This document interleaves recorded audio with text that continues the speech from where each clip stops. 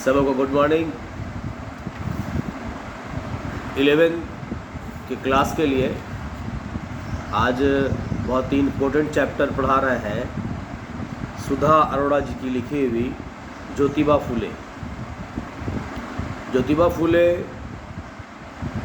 भारतीय इतिहास के बहुत विशेष व्यक्ति हैं। उनकी पत्नी का नाम सावित्रीबाई फूले।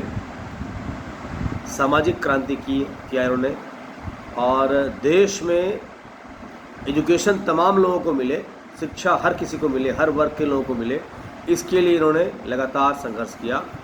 इन्होंने सत्य शोधक समाज का निर्माण किया। इनकी बहुत बड़ी उक्ति है, ये कहते हैं विद्या बिना मति गई। ध्यान देने वाली बातें हैं तमाम लोगों के लिए, तमाम लड़कियों के लिए खास। विद्या बिना मति गई, मति बिना नीति गई, नीति बिना गति गई, गति बिना वित्त गया, वित्त माने धन, वित्त बिना शूद्र गए। इतने अनर्थ एक अविद्या ने किया। विद्या चला जाने के बाद, जब विद्या चली गई हम लोगों के जीवन से, तभी लोग छोटे कहलाए, शूद्र कहलाए। तो आगे बढ़ने के लिए तमाम लोगों के लिए, चाहे वो किसी वर्ग, किसी धर्म, किसी संप्रदाय के लोग हैं, आगे बढ़ना है तो शिक्षा के शरण में जाना होगा, तालीम लेनी होगी, वो भी अच्छी तालीम। इस चैप्टर में एक बहुत बेहतरीन प्रश्न है। मैं जो बता रहा हूँ इसको गहराई से सुनिए और इसी से छटकर आप अपने परीक्षा में जवाब लिख पाएंगे, उत्तर लिख पाएंगे। प्रश्न है, ज्योतिबा फूले ने किस प्रकार की मानसिकता पर प्रहार किया? ज्योतिबा फूले ने किस प्रकार की मानसिकता पर प्रहार किया? ज्योतिबा फूले पाठ की जो लेखिका हैं सुधा अरोड़ा जी हैं, वो कहती हैं ज्योतिबा फूले ने समाज की रूढ़िवादिता एवं ब्राह्मणवादी मानसिकता पर प्रहार किया, जो किसी को छोटा किसी को बड़ा समझती है। कोई छोटा कोई बड़ा नहीं होता है। कर्म से लोग छोटे और बड़े माने जाते हैं। न तो धन से कोई बड़ा है, न तो कोई जाति से बड़ा है। कोई बड़ा है तो अपने काम से, कर्म से, उसकी सोच से, उसकी मानसिकता से। इसके अतिरिक्त स्त्री शिक्षा के विरोधी तथा गरीबों दलितों को गुलाम बनाकर रखने वाली मानसिकता पर उन्होंने चोट किया। ज्योतिबा फूले के समय में और उससे पहले स्त्रियां सिर्फ और सिर्फ एक सामान थी। वो सिर्फ और सिर्फ एक बच्चा पैदा करने की मशीन थी।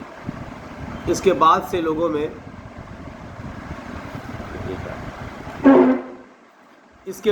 लोगों में स्त्रियों के प्रति सोच बदली कि स्त्रियों को भी पढ़ने देना चाहिए।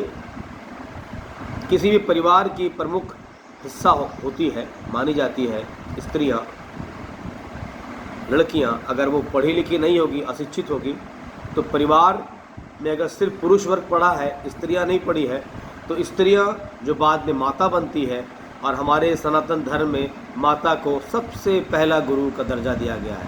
अगर गुरु ही पढ़ा लिखा नहीं होगा तो फिर कैसे वो आगे नए जनरेशन का उत्पादन कर पाएगी, उसको संवार पाएगी। इसलिए उन्होंने स्त्री शिक्षा पर भी विरोध विशेष काम किया।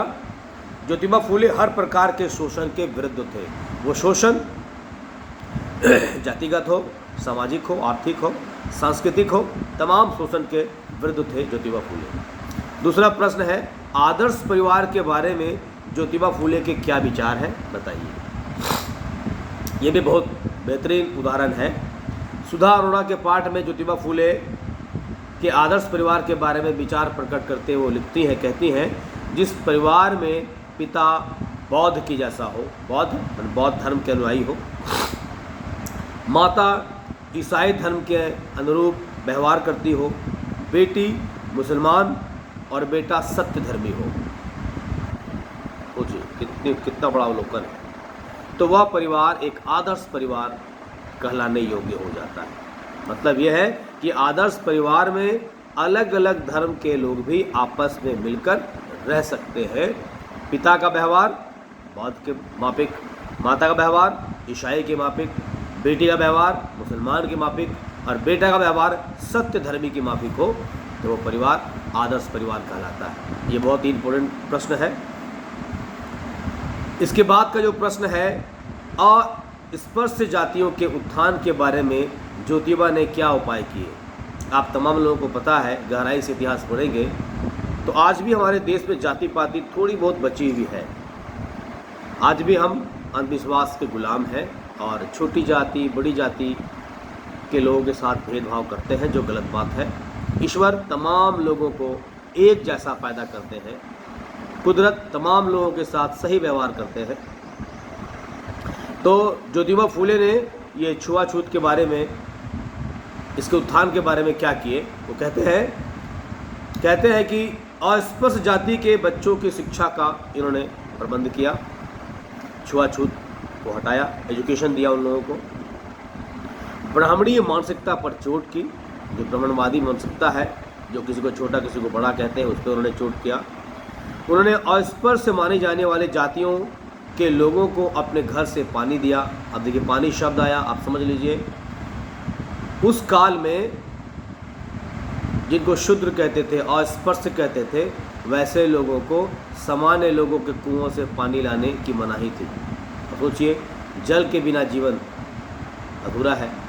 अब जब पानी ही नहीं मिलेगा तो कैसे आप जीवन जिएंगे। कितना बड़ा शोषण था, इस पर उन्होंने प्रहार किया। ये हिल रहा है।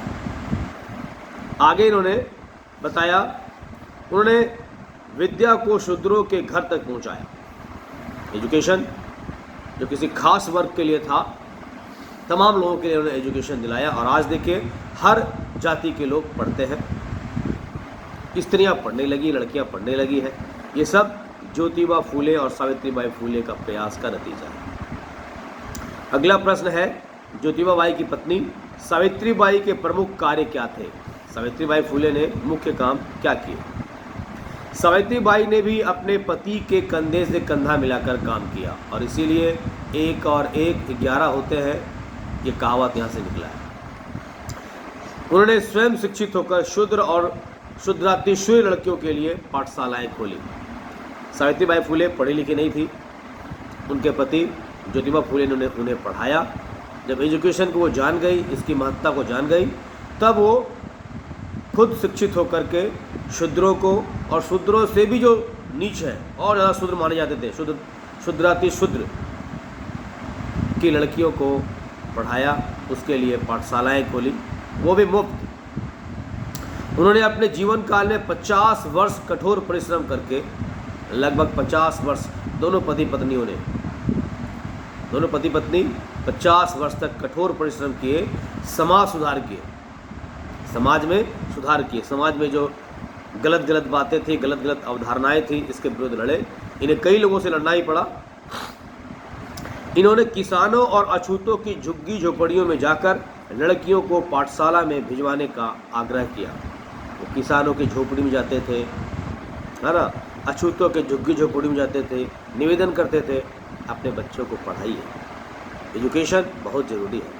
शिक्षा के बिना सब कुछ अंधेरा है, सब कुछ काला नजर आएगा। और इनके प्रेरणा से लोगों ने अपने बच्चियों को घर से बाहर भेजा, इनके स्कूलों में भेजा पढ़ाने के लिए। और आज पढ़ाई का नतीजा है कि हम सब लोग पढ़े हैं। उन्होंने शूद्र जाति के नवजात बच्चों को देखभाल की। अगर घर में सदस्य कम है और पढ़ने के लोग स्कूल जा रहे हैं, पाठशाला जा रहे हैं, तो घर में जो बच्चे बच गए उसके देखभाल भी ये लोग करते हैं। अगला प्रश्न है, ज्योतिबा फूले और सावित्रीबाई के जीवन में आज के समाज को क्या प्रेरणा मिलती है। ज्योतिबा बाई फूले और सावित्रीबाई फूले, ये दंपति एक परिवार है। आज के समाज को इससे क्या प्रेरणा मिलती है ना। ज्योतिबा फूले और सावित्रीबाई के जीवन में आज भी समाज को स्त्रियों की समान अधिकार दिलाने के लिए प्रेरणा मिलती है। स्त्रियों को आज भी समाज में, परिवार में समान अधिकार नहीं मिल पाया है। आप समझते हैं, आपके पास मोबाइल है, नहीं है, आपके भाई के पास है, बट तो मोबाइल क्या करेगी, समान अधिकार नहीं है। तो इन सब के लिए उन्होंने कार्य किया। समाज सुधार के लिए कष्ट झेलने को हमेशा तत्पर रहे लोगों को प्रेरणा देते रहे। सभी को सामाजिक कार्यों के लिए स्वार्थ सिद्धि के स्थान पर सेवा भावना को प्रमुखता देने की प्रेरणा इनसे मिलती है। आज भी कई लोग ऐसे हैं, पढ़े लिखे मूर्ख लोग, जो सिर्फ अपने बारे में सोचते हैं, दूसरों के बारे में, समाज के बारे में कुछ नहीं सोचते। वो पढ़े लिखे हैं तो उनकी भूमिका है समाज को सुधारे, समाज में परिवर्तन लाए, बदलाव लाए, जो खराबियां हैं उसको ख़त्म करें। इन सब बातों पे इन दोनों ने काम किया। उनके जीवन से सामाजिक भेदभाव मिटाने की भी प्रेरणा मिलती है। ये सावित्रीबाई फूले और ज्योतिबा फूले के जीवन से हमें प्रेरणा मिलती है। सामाजिक भेदभाव को दूर करना, एजुकेशन सबके लिए सुलभ करना, छुआछूत को समाप्त करना, महिलाओं को समान अधिकार मिलना, ये सब बातें आपको याद रहेगी तो आप विस्तार से लिख पाएंगे। अगला प्रश्न, ज्योतिबा फूले ने किस प्रकार के सर्वांगीण समाज की कल्पना की है? सुधा अरोड़ा जो लेखिका है, इनके अनुसार ज्योतिबा फूले ने पूरे समाज के विकास की कल्पना की थी। इस देश में जो भी समाज है, इन सबका विकास हो। सबका विकास होगा तभी तो, सबका साथ आप देंगे तभी तो सबका विकास होगा। ऐसी परिकल्पना अभी हमारे देश के माननीय मुख्य प्रधानमंत्री जी की है। तो ये चाहते थे कि कोई पीछे ना रहे, हर किसी को शिक्षा मिले, सभी लोग आर्थिक रूप से मजबूत हों, सभी लोग सांस्कृतिक रूप से मजबूत हों, ऐसी इनकी सोच थी। समाज में अब तक तो केवल उच्च वर्ग को ही विकसित किया जाता था। ये इसका विरोध करते थे। कोई एक वर्ग विकसित हो, बाकी तमाम वर्ग अविकसित रहे तो देश का विकास संभव नहीं है। तत्कालीन समाज पर ब्राह्मणवादी मानसिकता हावी होती थी। यह वर्ग शूद्रों, गरीबों, स्त्रियों को शिक्षित करने के विरोध में था। जो ब्राह्मणवादी सोच के लोग होते हैं वो नहीं चाहते हैं कि शूद्र आगे बढ़े, गरीब आगे बढ़े, किसान आगे बढ़े, स्त्रियां आगे बढ़े। ज्योतिबा फूले की सोच थी कि तमाम वर्ग के लोग आगे बढ़े। ज्योतिबा फूले ने पूंजीवादी और पुरोहितवादी मानसिकता पर चोट करके पूरे समाज के सर्वांगीण विकास की कल्पना की थी। सबका विकास हो, ऐसी उनकी सोच है। अब आप सोच लीजिए, ऐसी सोच आज भी हमारे देश में पनप रही है, बढ़ रही है, और तभी देश आगे बढ़ रहा है और तभी देश आगे बढ़ेगा भी। वे समाज में स्थापित वर्ण, जाति और वर्ग व्यवस्था के विरोध थे। इसके विरोध में रहते थे कि वर्ण के रूप में, जाति के रूप में और वर्ग के रूप में जो भेदभाव होते हैं वो ठीक बात नहीं है।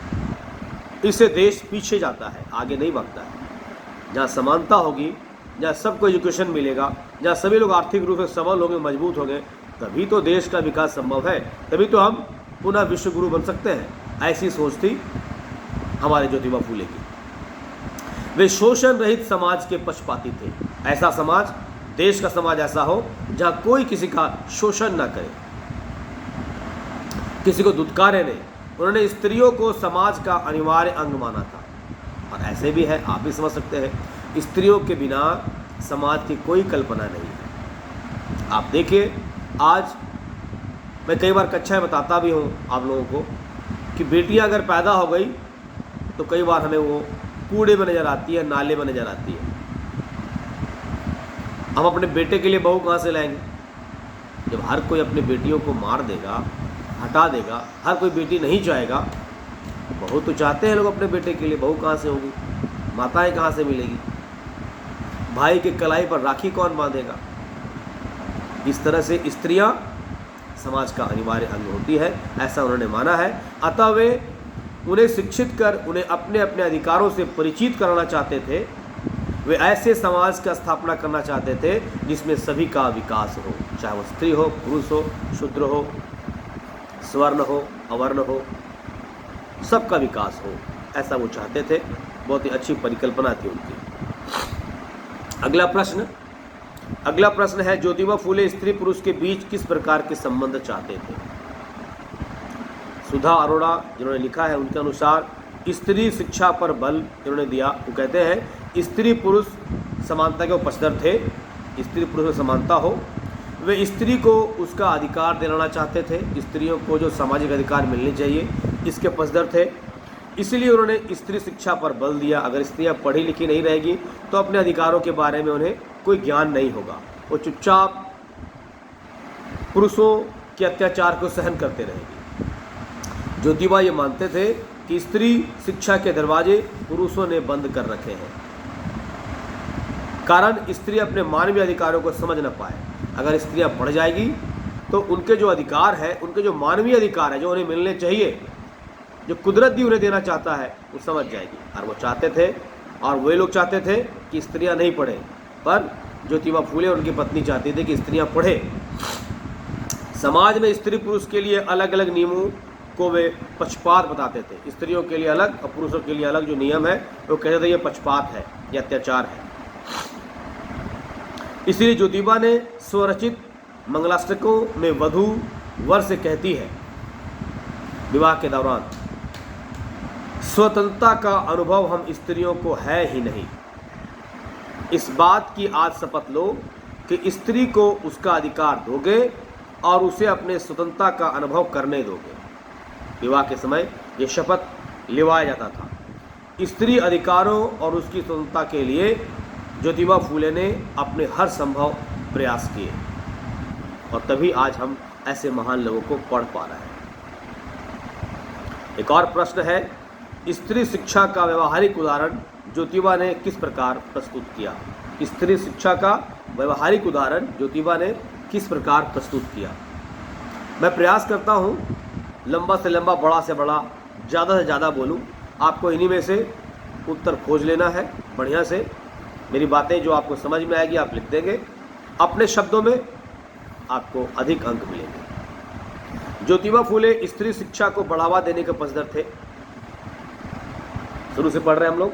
ज्योतिबा फूले स्त्री शिक्षा को बढ़ावा देने के पक्ष में थे, इसीलिए उन्होंने स्त्री शिक्षा का व्यवहारिक उदाहरण देते हुए सर्वप्रथम अपनी पत्नी सावित्री बाई को शिक्षित किया।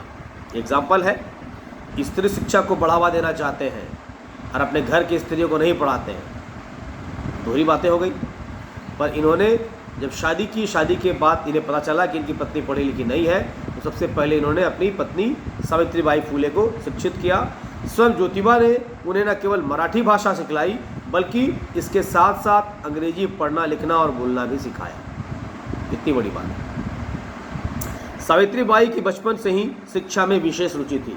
मैंने क्लास में आप लोगों को बताया है, सावित्री बाई जब अपने मायके में थी, घर में थी, तभी उन्हें किसी ने किताब दिया था और वो किताब सहेज कर रखी थी, और जब वो अपने आती ससुराल, तो ससुराल में वो किताब लेके चली आती है। ज्योतिबा फूले ने 14 जनवरी 1848 को पहली कन्याशाला स्थापित की। ये एक तरह से जीके भी है। इस देश में पहली लड़कियों के लिए पढ़ने के लिए जो पाठशाला बनी, वो 14 जनवरी 1848 को स्थापित किया गया। ज्योतिबा फूले और सावित्रीबाई फूले के सहयोग से। ज्योतिबा और सावित्री बाई दोनों मिलकर स्त्री शिक्षा के मिशन को पूरी लगन के साथ पूरा करने में जुट गए। ये दोनों पति पत्नी चाहते थे, इन लोगों का मिशन हो गया था कि जब तक इस देश की स्त्रियां नहीं पढ़ेगी, बेटियां नहीं पढ़ेगी, तब तक इस देश का कल्याण नहीं हो पाएगा, विकास नहीं हो पाएगा। और ये पूरा जीवन भर ये लड़कियों को, स्त्रियों को, बेटियों को पढ़ाने के लिए लगे रहे। अगला प्रश्न है, ज्योतिबा और सावित्री कैसे एक एक मिलकर 11 हो गए? फ्रेज है, ये मुहावरा है। ज्योतिबा और सावित्री ने मिलकर परस्पर सहयोग करके स्त्री शिक्षा के मिशन को पूरा किया। ये दोनों एक दूसरे का सहयोग किए और इनका मिशन था स्त्री शिक्षा, हर बेटियां, हर लड़कियां पढ़े। वे दोनों किसानों और अछूतों की झुग्गी झुपड़ियों में जाते, जिनकी बेटियां नहीं पढ़ती थी, और उनके घर की बेटियों को पढ़ाने के लिए, कन्या पाठशाला भिजवाने के लिए उन्हें प्रेरित करते, उन्हें बताते कि शिक्षा कितनी ज़रूरी है। वे लोग उनके इस काम से तरह तरह की बाधाएं डालते। जिस समय लड़कियों को पढ़ने की मनाही थी, और उस समय अगर आप लड़की को पढ़ाने के बारे में सोचेंगे तो बड़ा सामाजिक विद्रोह हो जाएगा। ये लोग गुस्सा आ जाएंगे, अरे क्या कर रहा है, बेटियों को पढ़ाने के बारे में बात कर रहा है। लोगों ने इसका विरोध किया। इन दोनों को बहुत परेशानी झेलनी पड़ी, बहुत बाधाएं, बहुत लांछन आने लगे, पर वे दोनों लगातार 50 वर्ष तक एकजुट रहे। परेशानियां बहुत आई, वे लोग एक साथ रहे और अपने मिशन को पूरा किए, लड़कियों को पढ़ाने में अपनी पूरी कोशिश लगाई उन्होंने। उन दोनों के संयुक्त प्रयासों की सफलता ने 1 और 1 11 होने की कहावत को चरितार्थ किया, सत्य साबित किया कि वास्तव में 1 और 1 11 होते हैं। जिन्होंने पढ़ा नहीं है, जो समझते नहीं है, वो नहीं समझ पाएंगे।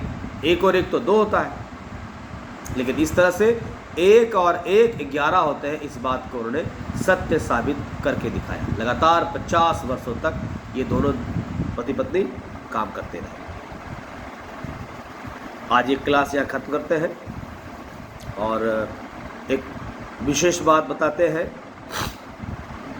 जो लड़कियाँ ये सोचती है अरे हम तो बहुत पढ़ लिए हैं, हमको बहुत पता है, इस तरह से उसमें घमंड आ जाता है। और घमंड आना फुल स्टॉप हो जाना है। हमें घमंड नहीं करना चाहिए, लगातार पढ़ते रहना चाहिए। जितनी बार हम पाठ को पढ़ेंगे, मेरे इस वीडियो को तुम लोग जितना बार सुनेगी, उतनी बार नई नई बातें छक कर आएगी, आपके समझ में आएगी। लगातार अभ्यास, पढ़ते रहना, समय का सम्मान करना, घमंड अपने भीतर नहीं आने देना, सहयोग की भावना रखना। तुम जो पढ़ रही हो उसको अपने अन्य मित्रों के साथ साझा करो। ऐसा करने से तुम्हारा रिवाइज हो जाएगा और जो बातें तुम बोलेगी, जो बातें तुम सुनेगी, वो बात सबसे अधिक तुम्हारे मानस पटल पर बैठ पाएगा और तुम लिखते वक्त मजबूती से बातों को लिख पाएगी। ये अनुभव है। ओके।